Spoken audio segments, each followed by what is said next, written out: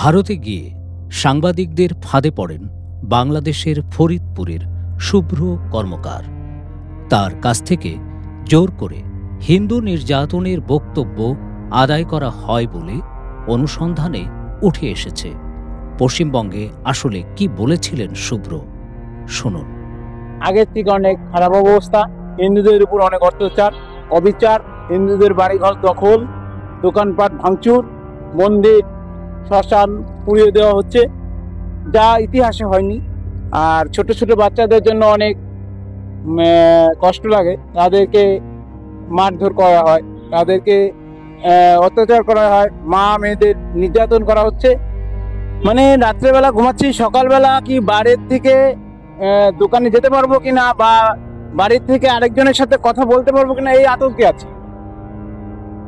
APB television চ্যানেলে শুভ্র কর্মকারের এই বক্তব্য ছড়িয়ে পড়ে মুহূর্তে।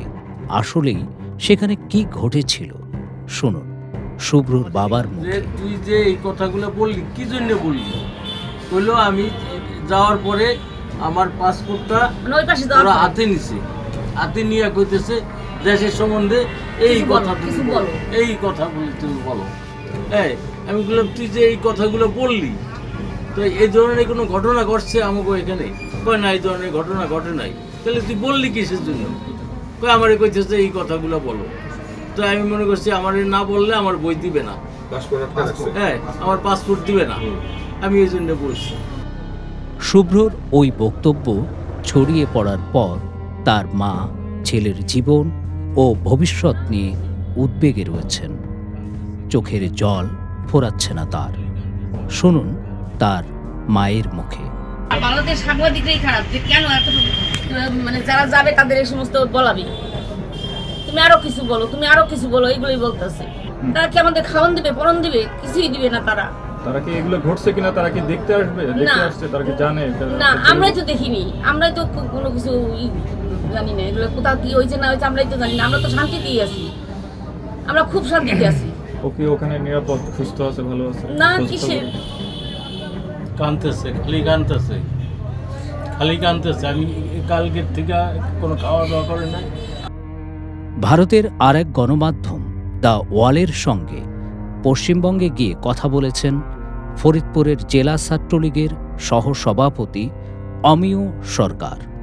শুনুন দ্য ওয়ালকে অমিয় সরকার কি বলছিলেন। এখন এক্স্যাক্টলি হচ্ছে যে ওখানে সর্বপ্রথম অ্যাটাকটা হচ্ছে সংখ্যালঘুদের উপরে, তাদের ব্যবসা প্রতিষ্ঠান, তাদের মন্দির, আমাদের যেমন মন্দির আমরা নিরিবিলি ভাবে পূজা করি। আমার বাসা বাড়ি হচ্ছে ফরিদপুর জেলায়। তো ওখানে ব্যাপক পরিমাণ ভাঙচুর, লুট, আমার যেমন নিজের ব্যবসা প্রতিষ্ঠান ভাঙচুর, লুট, আমার বাড়িঘর লুট, এগুলো সবই হয়েছে। যার কারণে আমি এখানে আজ প্রায় 2 মাস যাবত এই কলকাতায়। ফরিদপুর শহরের নীলটুলি এলাকায় বাড়ি শুভ কর্মকারের। সম্প্রতি তাদের বাড়ির এলাকায় হিন্দুদের ঘরবাড়ি, ব্যবসা প্রতিষ্ঠান, কোথাও কোনো হামলার ঘটনা ঘটেনি। অমিয় সরকারের বাড়িও ফরিদপুর পৌরসভার মধ্যেই। এই দুইজনের বাড়ির এলাকায় খোঁজখবর নিয়েছে risingBD.com। কোথাও হামলা ভাঙচুরের কোনো তথ্য পাওয়া যায়নি।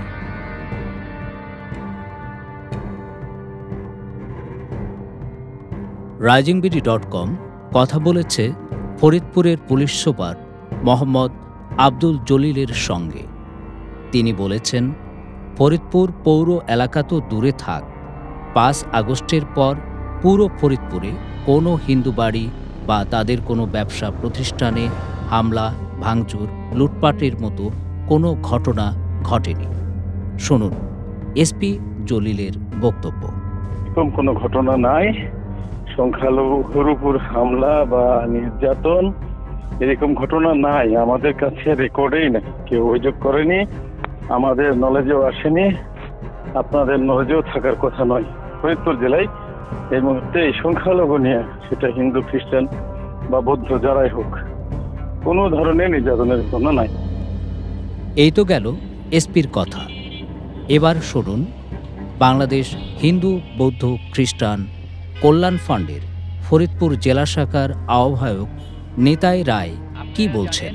শুভ কর্মকার নামে একটা ছেলে আছে, উনি ইন্ডিয়া যায়া যে বক্তব্য দিয়েছে টোটালি বাংলাদেশ বিরোধী বক্তব্য দিয়েছে। আমরা হিন্দু মুসলিম 5ই আগস্টের পরে সকলে মিলে সুন্দরভাবে বসবাস করতেছি, যার যার ব্যবসা করতেছে, কোনো দুর্ঘটনা ঘটে নাই। ওকে নাকি পাসপোর্ট আটকাইয়া ওকে এগুলা বলানো হয়েছে।